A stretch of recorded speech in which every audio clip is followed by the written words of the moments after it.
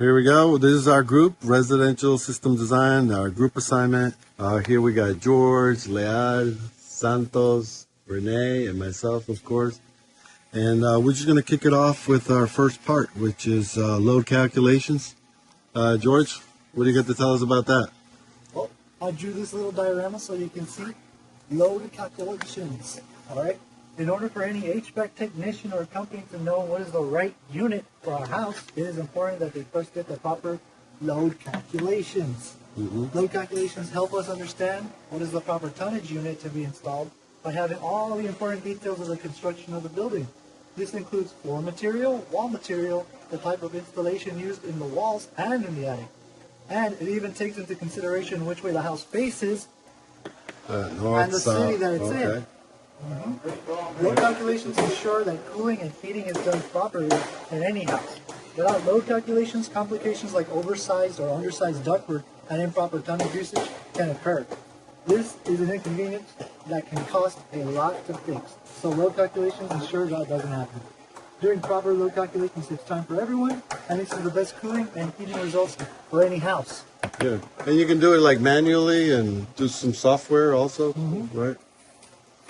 All right, thanks. Next, we got Renee talking about how a split system works. Renee, where you want to start off at? Right here with the major outdoor components of air conditioning? Okay. Well, the way a split system works, we actually have an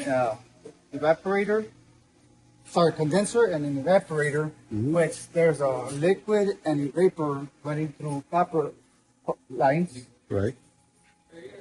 We also have a filter to filterize the system so we don't have any chemicals going where they're not supposed to. Right, non-condensables, that kind of thing, and moisture. Okay. It starts off with the hotness, bringing it in. That way, with the coldness of the evaporator over here, takes it out. I'll show you, but it's closed. Right. There's a fan right here that blows out the coldness. Oh, the blow motor, okay. Comes out to there, comes out cold, goes into the houses and everything. Supply. Okay, and you also got the return, which is right here. This is an upflow style setup configuration. Okay. Yes, sir, yes, sir. And of course, you're saying you also have your metering device that comes right here. This is one that helps you out. This one's got a fixed surface type? Or? Yes. Okay. And well, that pretty much I think covers all the major components, right? The evaporator, the compressor motor in the system, and this is a 5-ton unit. Yes, it is. All right. Well, I think covers that. Let's go with Leal. He's going to be talking about common design values and system measurements. Talking about suction temperature. And boiling points, condensating temperatures, supply air. It's quite a big topic. Thermostat set points, superheat, subcool, and the purpose of major refrigeration components. Go ahead, Leon. First, I'm going to start off with explaining the suction temperature. Yeah. The temperature of the refrigerant vapor in the suction line, it returns to the compressor. It also tells you how much heat the evaporator is absorbed, as well as it's used to calculate superheat. Yeah. And moving on to the next topic, the boiling temperature and pressure, which I believe would be regular. This one. Right. After, I see what you're saying. When the manifold does a calculation for you, right, with the changing the pressures to the temperatures through the PT chart. This is the manifold. This one does it automatically for you. Tells you what the saturation point at the evaporator is. I get it. And moving on to the next one, the condensing temperature and pressure. Right. The condensing temperature is where the refrigerator turns from vapor to liquid. That's It right. also happens at a high pressure. At the condenser, right? As it goes through it, it starts turning into liquid as it comes down. I get it. The supply air temperature, which would be the next one, is the temperature of air coming out of the vent. Big ass duct. And it's used to check system performance. Typically, the cooling split should be around 16 to 22 Fahrenheit difference from return air. Oh, okay. The returner here in this case, in the supply difference should be, there's those parameters, right, where it can't be, it has to be with a certain parameter. And the next would be the thermostat set point. It's a desired temperature set by the user. Right. To be located on the other side. Right here on the thermostat, whatever the set point is, whatever that temperature might be, heating or cooling. And moving on to the next topic. Right. It's extra heat added to the refrigerator after it fully boils. Right. It ensures no liquid enters the compressor. Right, which can damage it, slugging the compressor, and over time it'll be early failure. Moving on to the next one, which would be the subcooling. Yep. It's the cooling liquid refrigerant below its condenser temperature. It ensures solid volume of liquid to the metering device. Okay. There's a metering device, and this one is right here. It's a fixed orifice type. Right behind this panel, right here. This wheel. Okay. And moving on to our last and final, the last. All right, Leon. What was that last part? The last You and wanted to tell final, us? the major refrigerant components would be the top four, which would be the compressor, which is located inside right here, inside the condenser here. and the condenser coil, which would also be located inside All right. and the metering device, the TXL, it's what controls the refrigerant flow. And that's the final, the evaporator coil, which would be located inside it. Right inside there. And yes. Okay. And that's about it. All right. And who do we got next here? We got we got Santos next. Doing the air filters. Air filters are very important to the HVAC system and the cycle because airflow is the most important key when it comes to the system. Without airflow, you can't do nothing. A lot of times when you're doing troubleshooting, they'll tell you to check your gauges, but before you even put on your gauges, what you want to do is you want to check airflow and see if there's any restrictions, because if there's no airflow, you're going to have a lot of problems in the unit itself. But the first thing you want to do is you want to check the MERV rating of what type of MERV that the system could take, because if you put a too thick of a filter, yeah, it's going to have a filter and it's going to have good airflow, but it's going to suffocate it and it's going to be too much. And the whole point of the filters is to keep the inside of the coil, keep it clean, and keep it good airflow, good heat reduction. Yeah, the filter on this one goes right over here in the return air section. And you'll find this in the manual. It'll tell you how big the return is, so you can know how big your filters are. And you want to change your filters depending on the type of filter you got. Most of the time, you want to change them once a month. That's more ideal. And you don't want to get the washable ones because a lot of the times they get brittle and they'll suck onto the unit, and that just causes a lot of problems in the long run. So it's best that you get monthly filters and you change them monthly and you maintain it. That makes sense. All right. Well, I think that covers. Is there anything else you want to add? That's it.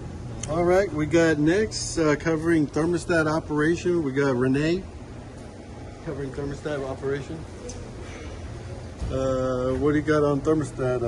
Well, a thermostat, it is a device that is powered by 24 volts to 40. It actually shows you here the information. So if you are a homeowner and you want to DIY this yourself, this will give you the help right here. Also on the back here too gives you more information.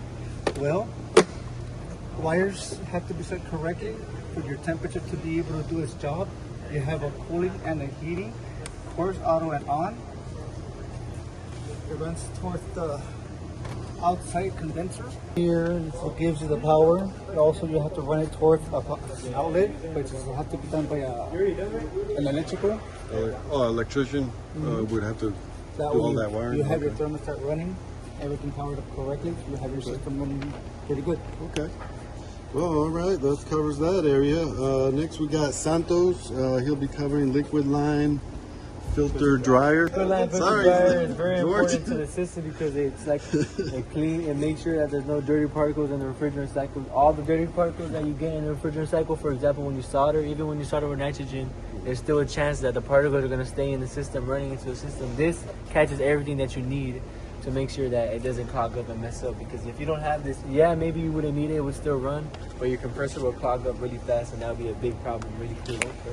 And You want to change these every time you open up the system, even if it's a coil clean, if it's any reason that you got to cut the copper and replace copper, you got to change the filter jar every time, no matter what. Even if it's not that old, you want to make sure that these get changed every time because they're ideal to making sure the system runs a healthy life and a long life. Okay. And of course you would have the bi-directional, right? If you have. Oh like a yes, heat of pump. course. Of course, yes. There's different type of filter dryers. One that doesn't matter the flow, and this one, the flow is going this way. You gotta make sure that the air is going for the right air for the way that the refrigerant is flowing to make sure that it's filtering the right way.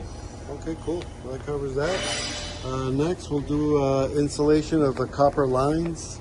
I guess the main purpose for the insulation is to maintain the proper temperature that's either going to the evaporator or coming back. In this case, this is a regular air conditioning, so only the suction side is insulated, and that's to prevent condensation from damaging it as the piping goes through the home all the way to the condenser, and also to maintain the temperature, like I just said. And if this was a heat pump, both lines would be insulated. Again, to make sure that the temperature is constant, whether it be in heat mode or in cooling mode. There's no condensation or water, of course, seeping into the home and causing any damage. And that pretty much covers the insulation part. Of course, the insulation also is available on the trap. And that's another place where it's very important as it comes out from the condensation trap. It comes out very cold, and so of course normally these would be, especially in the attic, it would be hot, and that temperature difference would cause condensation, and that's why you would have most of that line insulated as well. And next, of course, we'll have this time we'll have George talking about condensation drain system with a PVC pipe. So the condensate drain system contains a heat trap over here that is normally on the primary side of the drain pan outlet, which you can see is this one. The secondary outlet can either have a float switch added for additional safety, which this one does, or it can be plugged off in order to maintain the water in the coil pan. If the drain becomes clogged, it can lead to malfunctions in the indoor unit. So in order to stop this from happening, safety switches, like the flow switches, are put in place. They are connected to the wiring system of the unit, and they make sure that the unit turns off when an overflow occurs. This helps prevent any damage to the unit or the area around the unit where the water would overflow too. Okay. In this case, it's going into a bucket. All right. And so, also, of course, it's sloped, right? Yes. Yep. At an angle so that the water Right. goes out. Yeah, make sure it has proper drainage. Next, we got. Well, yeah, the last section is airflow restrictions. And that one is going to be covered by me. Indoor air handler side. The airflow, of course, it starts at the return duct, whether it be in one main air return duct or maybe a lot of individual ones from room to room. It all depends on the configuration in each home.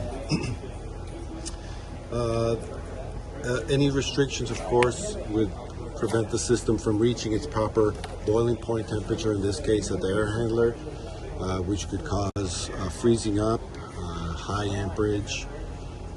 And of course, we've done those kind of scenarios in class by actually covering the return line and also by covering the supply side.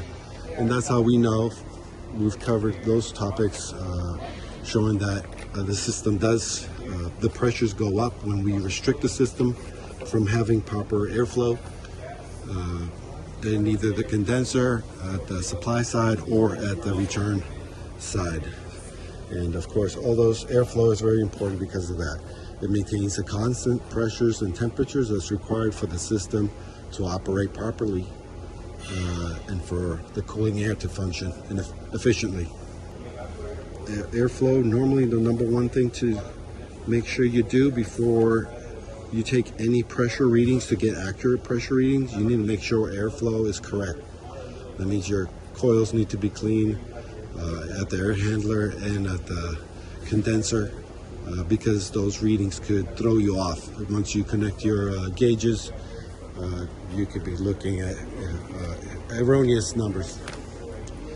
Okay, that's the conclusion of our video, our group video.